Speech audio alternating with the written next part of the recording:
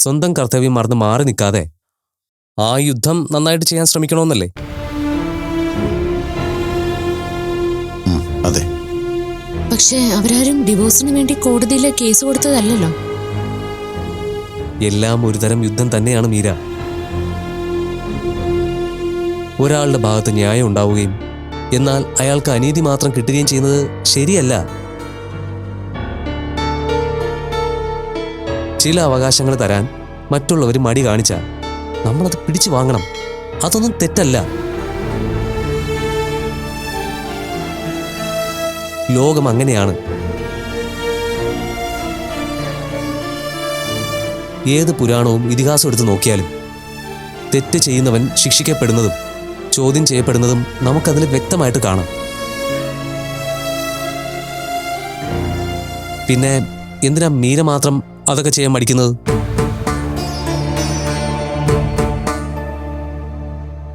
എനിക്ക് ആദർശനോട് ദേഷ്യമില്ല.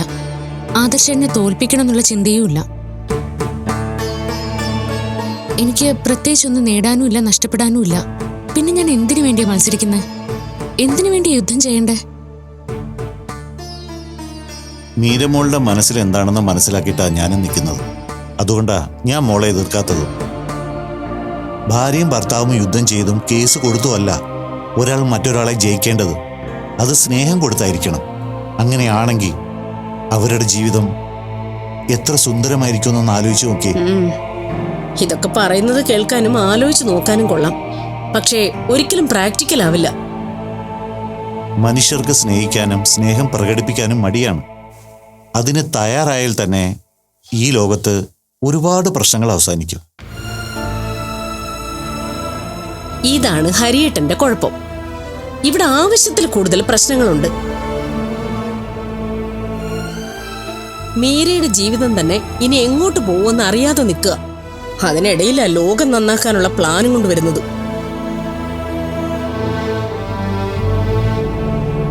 ഈ മീരയുടെ പ്രശ്നം പരിഹരിക്കാൻ പറ്റുന്ന എന്തെങ്കിലും ഒരു വഴി ആലോചിച്ച് പറ.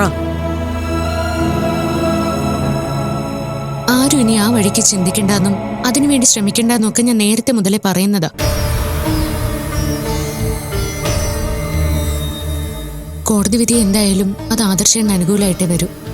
അത് അക്സെപ്റ്റ് ചെയ്യാൻ റെഡി ആയിട്ടാണ് ഞാൻ നിൽക്കുന്നതും. എനിക്കതിൽ സങ്കടമൊന്നുമില്ല. ശരി, മീരയുടെ ഇഷ്ടം ഇതാണെങ്കിൽ ഞാൻ ഇനി ഇടപെടുന്നില്ല. ഇനി എപ്പോഴെങ്കിലും മീരയ്ക്ക് മറിച്ചൊരു ചിന്തയുണ്ടായ നമ്മളെന്താ ചെയ്യേണ്ടതെന്ന് പറഞ്ഞാൽ മതി. ഞാനത് നോക്കിയോളാം. ശരി, എനിക്ക് നല്ല തലവേദന ഉണ്ട്. ഞാനൊന്ന് പോയി കിടക്കട്ടെ.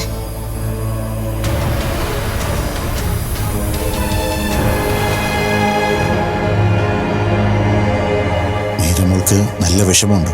പക്ഷെ അത് പുറത്ത് കാണിക്കാതെ നടക്കുക മോള്. അല്ല, ഞാൻ ഇതിൽ കൂടുതൽ മോട്ടിവേറ്റ് ചെയ്ത് പറയുന്നത് എങ്ങനെയാ? മീര പോസിറ്റീവായിട്ട് ഒരു വാക്കെങ്കിലും പറഞ്ഞിരുന്നെങ്കിൽ ഡിവോഴ്സ് നിർത്തിവെക്കാനും ആദർശേട്ടന്റെ മനസ്സ് മാറ്റാനും വേണ്ടിയുള്ള കാര്യങ്ങൾ ഞാൻ ചെയ്തേനെ.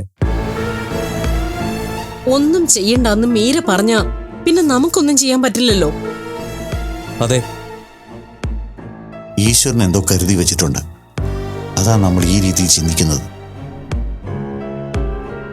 തൽക്കാലം മീര പറയുന്നത് അനുസരിക്കുക.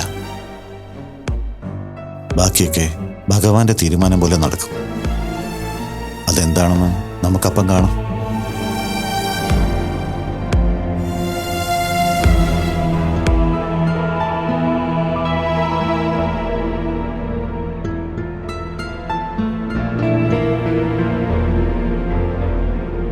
എത്ര നാളായി നമുക്ക് ഇങ്ങനെയൊക്കെ ഇരുന്ന് സംസാരിക്കാൻ പറ്റിയിട്ട്, അല്ലേ? അതെ. അന്ന് ഞാൻ വീട്ടിൽ വന്നപ്പോ എല്ലാവരും ഉള്ളതുകൊണ്ട് മര്യാദയ്ക്ക് സംസാരിക്കാൻ പോലും പറ്റിയില്ല. അതാ ഞാനൊരു ചാൻസ് കിട്ടിയപ്പോ വിളിച്ചേ. ഞാനും ഇങ്ങനൊരു വിളി പ്രതീക്ഷിച്ചിരിക്കുകയായിരുന്നു. പിന്നെ മീരയുടെ പ്രശ്നങ്ങളുടെ ടെൻഷനിലായിരുന്നുകൊണ്ടാ ഞാൻ പറയാതിരുന്നത്. മീരയുടെ കാര്യം ഓർക്കുമ്പോ എനിക്ക് നല്ല സങ്കടമുണ്ട്. അവൾക്ക് എന്താണോ ഭഗവാൻ ഇങ്ങനെ ഒരു അവസ്ഥ വരുത്തിയത്. കമ്പനിയിൽ നിന്ന് വക്കീൽ വന്ന് മ്യൂച്വൽ ഡിവോഴ്സിന് സൈനൊക്കെ വാങ്ങിയിട്ട് പോയി. മീര ഒരു എതിർപ്പുമില്ലാതെ സൈൻ ചെയ്ത് കൊടുത്തു. ഡിവോഴ്സ് ചെയ്യാനും മാത്രം അവർക്കിടയിൽ എന്ത് പ്രശ്നമാണെന്ന് എനിക്ക് മനസ്സിലാവാത്ത. നമ്മളൊക്കെ ചിന്തിക്കുന്നത് പോലെയല്ല ആദർശേട്ടന്റെ മനസ്സ്. വിദേശത്തെ കൾച്ചറും രീതികളും ഒക്കെ ആദർശേട്ടൻ്റെ സ്വഭാവത്തിൽ വ്യത്യാസങ്ങൾ വരുത്തിയിട്ടുണ്ടെന്ന് തോന്നുന്നു. അവിടെയൊക്കെ പല നിസ്സാര കാര്യങ്ങൾക്കും ആളുകൾ ഡിവോഴ്സ് ചെയ്യുമല്ലോ. അതിന് അവിടെ ജനിച്ചു വളർന്ന ആളൊന്നും അല്ലല്ലോ ആദർശേട്ടൻ. ഇടയ്ക്ക് കുറച്ചു നാള് പഠിക്കാനും ട്രെയിനിങ്ങിനും ഒക്കെ പോയിട്ടുണ്ടെന്നല്ലേ ഉള്ളൂ. അങ്ങനെ ഒരു കൾച്ചറിന്റെ അറ്റവും മൂലയൊക്കെ മനസ്സിലാക്കുന്നതിന്റെ പ്രശ്നമായത്. നമ്മുടെ സംസ്കാരവും അറിയില്ല, അവിടുത്തെ രീതികളും അറിയില്ല എന്ന അവസ്ഥയായിരിക്കും. എന്തായാലും ഇനി അതൊന്നും പറഞ്ഞിട്ട് കാര്യമില്ല. ഇത്രയും നാളും ആദർശേട്ടൻ എൻ്റെ മനസ്സിലൊരു ഹീറോ ആയിരുന്നു. ഇപ്പോ ആ വിഗ്രഹം ഉടഞ്ഞുപോയി. അധികം അടുപ്പം അവജ്ഞ ഉണ്ടാക്കുമെന്ന് പറയുന്ന പോലെയാണല്ലോ അത്. ആയിരിക്കാം. ആദർശേട്ടൻ്റെ രീതികളും സ്വഭാവ ഗുണങ്ങളൊക്കെ കണ്ട് ഞാൻ പലപ്പോഴും എന്നെ സ്വയം വിലയിരുത്താൻ ശ്രമിച്ചിട്ടുണ്ട്. ജീവിതത്തിൽ അറിഞ്ഞു അറിയാതെയും എത്രയോ തെറ്റുകൾ ഞാൻ ചെയ്തു കൂട്ടി. അതെല്ലാം തിരുത്തണമെന്നും ഇനി നന്നായിട്ട് ജീവിക്കണമെന്നും തോന്നാനുള്ള കാരണങ്ങളിലൊന്ന് ആദർശേട്ടനായിരുന്നു. അത് സാരമില്ല. ഒരാളുടെ സ്വഭാവത്തിലെ നല്ലതുകൾ നമ്മൾ സ്വീകരിക്കുന്നത് കൊണ്ട് ദോഷമൊന്നുമില്ല. മോശം കാര്യങ്ങൾ അവഗണിച്ചാൽ മാത്രം മതി. സൂരജിനെ കാണാതായപ്പോ പലരും പല രീതിയിൽ ഓരോന്ന് പറഞ്ഞുണ്ടാക്കി. അവരെല്ലാം പഴയ സ്വഭാവത്തിന്റെ രീതികളൊക്കെ വെച്ച് പറഞ്ഞതാ. പക്ഷേ അതൊന്നും എനിക്ക് കേൾക്കാൻ പോലും താല്പര്യമില്ലായിരുന്നു. കാരണം സൂരജ് മാറിയെന്നും ഇനി ഒരിക്കലും പഴയ സ്വഭാവത്തിലേക്കൊന്നും പോകില്ലെന്നും എനിക്ക് ഉറപ്പുണ്ടായിരുന്നു. അതേ വിദ്യ, അന്ന് ഞാൻ വിദ്യക്ക് വാക്ക് തന്നതല്ലേ. ഇനി അതിലേക്കൊന്നും ഞാൻ പോവില്ല. എനിക്കത് മാത്രം കേട്ടാ മതി. പിന്നെ സൂരജിനെ അന്ന് പിടിച്ചോണ്ട് പോയവർക്ക് എന്തായിരുന്നു പ്രശ്നം? അവർക്ക് നമ്മൾ പണം കൊടുക്കാനുണ്ടായിരുന്നോ? എന്നോട് ആരും ഒന്നും വ്യക്തമായിട്ട് പറഞ്ഞില്ല. ഞാൻ ആരോടും ഡീറ്റെയിൽസ് ചോദിച്ചതുമില്ല. എനിക്ക് എന്തറിയാനാണെങ്കിലും മറ്റുള്ളവരോട് ചോദിച്ചറിയേണ്ട ആവശ്യമില്ലല്ലോ. സൂരജിനോട് നേരിട്ട് ചോദിക്കാമല്ലോ. എന്തായാലും സൂരജിനോട് സത്യം മാത്രമേ പറയൂന്ന് എനിക്കറിയാം. അതെ, വിദ്യയോടതെല്ലാം ഞാൻ പറയാനിരുന്നതാ. നമ്മൾ ഒന്നിക്കും മുമ്പ് എല്ലാ കാര്യങ്ങളും വിദ്യ അറിഞ്ഞിരിക്കണമെന്ന് ഞാൻ ആഗ്രഹിച്ചതാണ്. ഇപ്പോൾ മനസ്സ് തുറന്നെല്ലാം പറയാൻ ഈശ്വരനായിട്ടൊരു അവസരം കൊണ്ട് തന്നിരിക്കുക. എൻ്റെ സ്വഭാവം വളരെ മോശമായിരുന്ന ഒരു കാലഘട്ടം വിദ്യയ്ക്ക് അറിയാലോ. അറിയാം. ആ സമയത്ത് എങ്ങനെ പണം ഉണ്ടാക്കാം, പെട്ടെന്ന് അധ്വാനിക്കാതെ കോടീശ്വരനാവാം എന്നൊക്കെയായിരുന്നു ചിന്ത. ആ സമയത്ത് ചില കൂട്ടുകെട്ടുകൾ എനിക്കുണ്ടായി.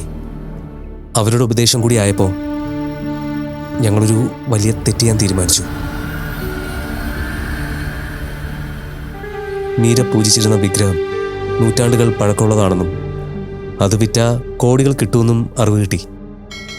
അത് വെറുതെ പൂജാമുറിയിലിരിക്കുന്നതായതുകൊണ്ട് വളരെ എളുപ്പത്തിൽ മോഷ്ടിക്കാമെന്ന് ഞങ്ങൾ പ്ലാൻ ചെയ്തു. അങ്ങനെ ഞങ്ങളത് മോഷ്ടിച്ചു.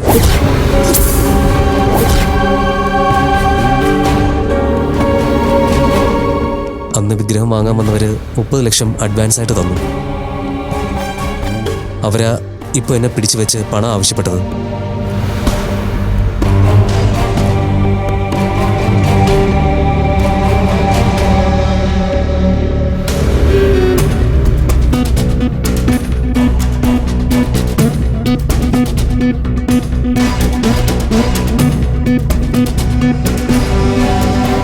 വിദ്യ, എന്തു പറ്റി? എനിക്ക് ഇതൊന്നും വിശ്വസിക്കാൻ പറ്റുന്നില്ല. സൂരജിന് എങ്ങനെ ഇതൊക്കെ ചെയ്യാൻ പറ്റി? ആ വിഗ്രഹം തറവാട്ടിലെ ഏറ്റവും വിലപ്പെട്ട സ്വത്താണെന്ന് അറിയില്ലേ? എല്ലാം അറിയാമായിരുന്നു. പക്ഷേ ആ സമയത്ത് അങ്ങനെയൊക്കെ സംഭവിച്ചു പോയി.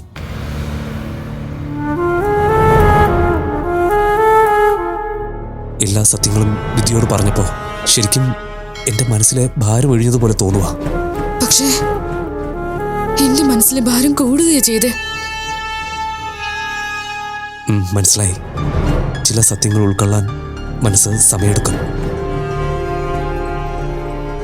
വിദ്യ പതിയെ ആലോചിച്ച് തീരുമാനങ്ങൾ എടുത്താൽ മതി.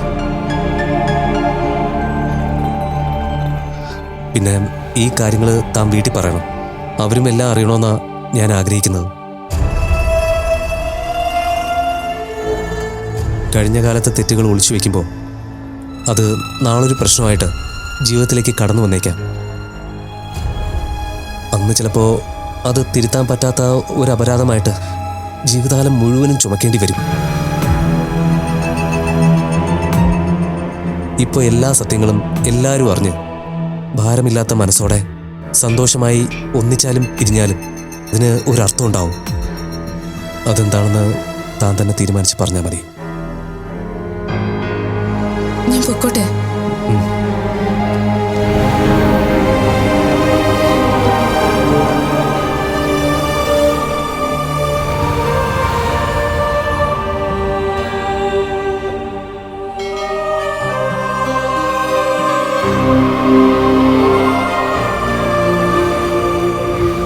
എന്തൊക്കെയാ അഭി ഇവിടെ നടക്കുന്നത്?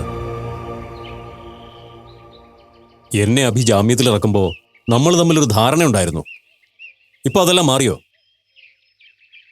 അതിപ്പോ അങ്കിളെ, നമ്മൾ തമ്മിലുള്ള ധാരണയ്ക്ക് ഒരു വ്യത്യാസവും ഇല്ല.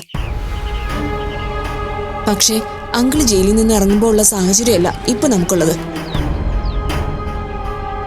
കാര്യങ്ങളൊക്കെ പ്രതീക്ഷിക്കാത്ത രീതിയിൽ മാറിക്കഴിഞ്ഞു. ആദർശ് മീരയും അടയും ചക്രയും പോലെ ഒന്നിച്ച് ഒട്ടിച്ചേർന്ന് പൊയ്ക്കൊണ്ടിരുന്നതല്ലേ. അവര് തമ്മിൽ പിരിയൊന്നോ ഇങ്ങനെയൊക്കെ ഇത്ര പെട്ടെന്ന് സംഭവിക്കുമെന്നോ ഞാൻ ഒട്ടും പ്രതീക്ഷിച്ചതല്ല. അതൊന്നും സ്വാഭാവികമായി സംഭവിച്ചതല്ലോ. അവരെ തമ്മിൽ പിരിക്കാൻ അഭി എന്തെല്ലാം ചെയ്തു? അതിന്റെ ഫലമല്ല ഇപ്പൊ കിട്ടിയിരിക്കുന്നത്. അങ്കിള് പറയുന്നത് കുറേയേറെ ശരിയാ. ഞാൻ എന്റെ കഴിവിന്റെ പരമാവധി ശ്രമിച്ചു. പക്ഷെ അത് മാത്രമല്ല, അവർക്കിടയിൽ പെട്ടെന്ന് എന്തോ സംഭവിച്ചു. ആദർശിന് മീരയോട് അസൂയയോ ദേഷ്യമോ എന്തൊക്കെയോ അകൽച്ചയുണ്ടായി. ഞാൻ അതിന് കുറച്ച് വളയിട്ട് കൊടുത്തു. ബാക്കിയൊക്കെ വളരെ വേഗത്തിലായിരുന്നു. എന്നെ പോലും അമ്പരിപ്പിച്ചാണ് ആദർശ് മീരെ വീട്ടിൽ കൊണ്ടാക്കിയത്. അതൊക്കെ അഭിക്ക് നല്ല കാര്യമായി തോന്നിയിരിക്കാം. പക്ഷെ ഞാൻ പറഞ്ഞു വന്നത് അതല്ല. ആദർശും മീരയും തമ്മിൽ പിരിഞ്ഞപ്പോ അഭിക്കത് സന്തോഷമായി കാണും. എനിക്കതിൽ പ്രത്യേകിച്ച് പ്രശ്നമൊന്നുമില്ല. പക്ഷേ അഭി എന്തിനാണ് വീണ്ടും കമ്പനി ഒന്നാക്കാൻ ശ്രമിക്കുന്നത്? അങ്ങനെ സംഭവിച്ചാൽ ആദർശ് വീണ്ടും എല്ലാം സ്വന്തമാക്കില്ലേ? കമ്പനിയുടെ തലപ്പത്ത് അവൻ തന്നെ വരില്ലേ? അങ്കിളെ, ആദർശിനോട് എനിക്കിപ്പോ ദേഷ്യമൊന്നുമില്ല. അവൻ മീരെ വിവാഹം കഴിച്ചതായിരുന്നു എന്റെ പ്രശ്നം. വീട്ടിലെല്ലാവരും എന്നേക്കാൾ ഇമ്പോർട്ടൻസ് അവൾക്ക് കൊടുക്കുന്നതും അവളെ തലയിൽ കൊണ്ട് നടക്കുന്നതും എനിക്ക് അംഗീകരിക്കാൻ പറ്റിയില്ല. ഇപ്പൊ അവള് പോയതോടെ ആ പ്രശ്നം തീർന്നു. ഇനി ഞാൻ എന്തിനാ എടുത്താ പൊങ്ങാത്ത കമ്പനി എടുത്ത് തലയിൽ വെച്ച് സൗകര്യമില്ലാതെ നടക്കുന്നത്? കമ്പനി ആദർശ് നോക്കട്ടെ. ഇതാണ് ഞാൻ പറഞ്ഞത്, നമ്മൾ തമ്മിലുള്ള ധാരണയ്ക്ക് വ്യത്യാസം വന്നു എന്ന്. ആദർശ് കമ്പനിയുടെ കാര്യങ്ങൾ മൊത്തത്തിൽ ഏറ്റെടുത്താൽ പിന്നെ എനിക്കെന്താ പ്രസക്തി? ആദർശ് ഇനി എന്നെ കമ്പനിയുടെ ഏഴയലത്ത് അടുപ്പിക്കുമെന്ന് അഭിക്ക് തോന്നുന്നുണ്ടോ? അതൊക്കെ നമുക്ക് റെഡിയാക്കാം അങ്കിളെ. എങ്ങനെ റെഡിയാക്കാമെന്ന്? അങ്കിളെ, കമ്പനിയുടെ ഇപ്പോഴത്തെ അവസ്ഥ കുറച്ച് മോശമാ. മീര ഒരു പ്രോജക്റ്റ് നഷ്ടമില്ലാതെ രക്ഷിച്ചു എന്നുള്ളത് ശരിയാ. പക്ഷെ മൊത്തത്തിൽ കമ്പനിയുടെ പോക്ക് നഷ്ടത്തിലേക്കാ. ഈ രീതിയിൽ മുന്നോട്ട് പോയ 5 വർഷത്തിനുള്ളിൽ കമ്പനി തന്നെ ഇല്ലാതാവും. അങ്ങനെ സംഭവിക്കാതിരിക്കാൻ ഞാൻ വിചാരിച്ച നടക്കില്ല. എന്റെ ഭർത്താവിന് അതിനുള്ള കഴിവൊന്നുമില്ല. അതുകൊണ്ട് കമ്പനി ഇപ്പൊ ആദർശിനെ ഏൽപ്പിച്ച അതിനുള്ള പ്രയോജനം നമുക്ക് എല്ലാവർക്കും കിട്ടും. ബെസ്റ്റ്. ഇതാണോ അതിനുള്ള സൊല്യൂഷൻ? അഭി, ആദർശിനേക്കാൾ കഴിവും എക്സ്പീരിയൻസും ഉള്ള ആളാണ് ഞാൻ. അഭിയുടെ കമ്പനിക്ക് ഒരു കുഴപ്പവും വരാതെ അത് ലാഭത്തിലാക്കാൻ എനിക്കറിയാം. ഞാനത് ചെയ്തു തരാം. അങ്കിളുടെ കഴിവിലും എക്സ്പീരിയൻസിൽ എനിക്ക് സംശയമൊന്നുമില്ല. പക്ഷേ കാലം ഒരുപാട് മാറി. പഴയ അവസ്ഥയല്ല ഇപ്പൊ ഉള്ളത്. ഭയങ്കര കോമ്പറ്റീഷനാ. ഇപ്പൊ പിടിച്ചു നിൽക്കാനേ പഴയ ഐഡിയ ഒന്നും പോരാ. പലപ്പോഴും ആദർശിന് പോലും കാലിടറിയത് അങ്കിള് കണ്ടതല്ലേ. നമ്മുടെ കഴിഞ്ഞ പ്രോജക്റ്റ് നഷ്ടത്തിലായപ്പോ സഹായിക്കാൻ ഞാൻ അങ്കിളിനോട് പറഞ്ഞതല്ലേ. അന്ന് അത് ഒരിക്കലും നടക്കാത്ത കാര്യമാണെന്നും റേറ്റ് കുറച്ച് പിടിച്ചതുകൊണ്ട് ഉറപ്പായി നഷ്ടം വരുമെന്നും അങ്കിള് പറഞ്ഞത് മറന്നോ? അന്ന് മീരയാണ് കമ്പനിക്ക് നഷ്ടം കുറച്ച് വലിയ വിധത്തിൽ രക്ഷിച്ചത്. ഇനിയിപ്പോ അതും പ്രതീക്ഷിക്കണ്ട. ഈ സാഹചര്യത്തില് കമ്പനിയിൽ നിന്ന് എത്രയും പെട്ടെന്ന് രക്ഷപ്പെടുന്നതാ നല്ലത്. അതൊക്കെ ഇനി ആദർശ് നോക്കട്ടെ. പിന്നെ അങ്കിളുടെ കാര്യം, കോടതിയിൽ കേസിന്റെ വിധി വരാതെ അങ്കിളിനെ വിശ്വസിച്ച് കമ്പനി ഏൽപ്പിക്കാനൊന്നും എനിക്ക് പറ്റില്ല. അങ്കിളുടെ കാര്യത്തില് വക്കീൽ അത്ര കോൺഫിഡന്റ് ഒന്നും അല്ല. പിന്നെ വീട്ടിൽ ആവശ്യത്തിനുള്ള പണവും സഹായങ്ങളൊക്കെ ഞാനും അമ്മയും ചെയ്തു തരും. അതിനൊരു മുടക്കവും ഉണ്ടാവില്ല. എന്തായാലും കേസിന്റെ കാര്യം കഴിയട്ടെ. അതിനുശേഷം അങ്കിളുടെ ജോലിയുടെ കാര്യത്തില് നമുക്കൊരു തീരുമാനം ഉണ്ടാക്കാം. നീ എന്നെ നൈസായിട്ടങ്ങ് ഒഴിവാക്കുകയാണല്ലേ? ഇതൊന്നും ഇവിടം കൊണ്ട് തീരില്ല ഭീ. ഞാൻ വിചാരിച്ചാലും പലതും നടക്കുന്നു, നീ മനസ്സിലാക്കിക്കോ. അങ്കിളെ, വെറുതെ ഉടക്കാൻ നിൽക്കണ്ട. അങ്കിൾ ഇപ്പൊ ഇവിടെ ജാമ്യത്തിൽ നിൽക്കുന്നത് പോലും എന്റെ ഔദാര്യമാണ്. അത് മറക്കണ്ട. എനിക്ക് മറവിയൊന്നുമില്ല. പക്ഷേ സൗകര്യം അനുസരിച്ച് എല്ലാം മറക്കുന്നതും മാറ്റുന്നതും അത്ര നല്ലതിനല്ല. അഭി, ഇപ്പൊ എന്റെ അവസ്ഥ ഇങ്ങനെ ആയിപ്പോയി. പക്ഷേ അതെന്നും ഇങ്ങനെ ആവില്ല. അത് നീയും മറക്കണ്ട.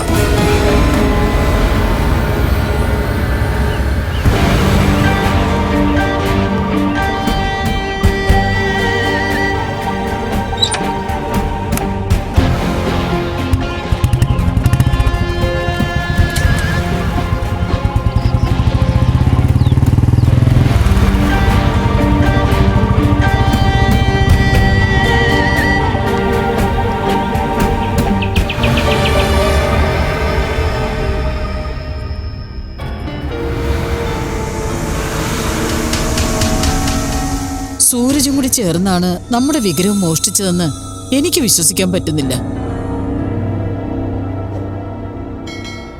കേട്ടപ്പോ ഞാനും ഞെട്ടിപ്പോയി മുത്തശ്ശി. ചൊട്ടയിലെ ശീലം ചുടലുവരെന്ന് കേട്ടിട്ടില്ലേ?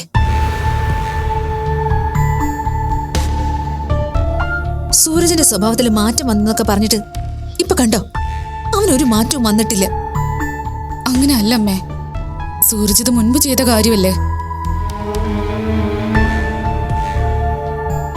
സൂരജിന്റെ സ്വഭാവത്തിൽ മാറ്റം വന്നതൊക്കെ അതിനുശേഷോ? എപ്പം മാറ്റം വന്നു എന്ന് പറഞ്ഞാലും വിഗ്രഹമോഷണം എന്നൊക്കെ പറയുന്നത് ഒരിക്കലും അംഗീകരിക്കാൻ പറ്റില്ല.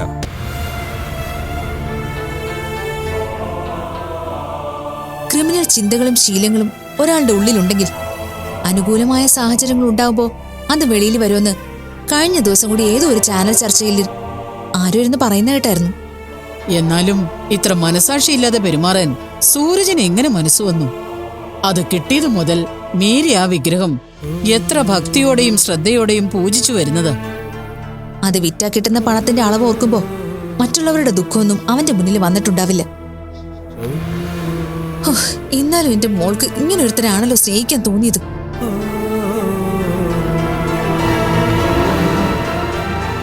ഓരോന്ന് സംഭവിക്കാൻ ഓരോ കാരണം ഉണ്ടാവും. ആ വിഗ്രഹം വീട്ടിൽ നിന്ന് പോയതുകൊണ്ടാണ് ക്ഷേത്രത്തിലേക്ക് തിരിച്ചെത്തിയത്. പിന്നെ മീരയുടെ വിവാഹം നടന്നത്. ഇപ്പൊ ഡിവോഴ്സ് ആകുന്നത്.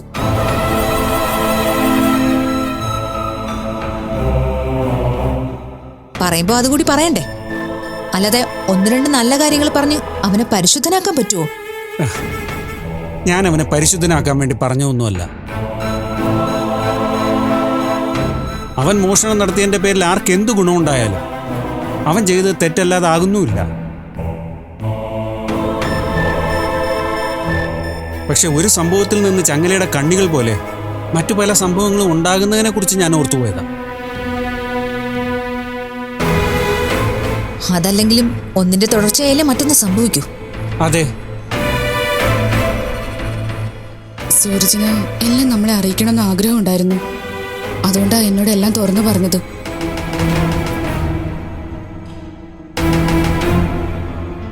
ഞാനിതെല്ലാം ഇവിടെ എല്ലാവരെയും അറിയിക്കണമെന്നും സൂരജ് പറഞ്ഞിരുന്നു. അതൊക്കെ അവന്റെ അതിബുദ്ധിയാ.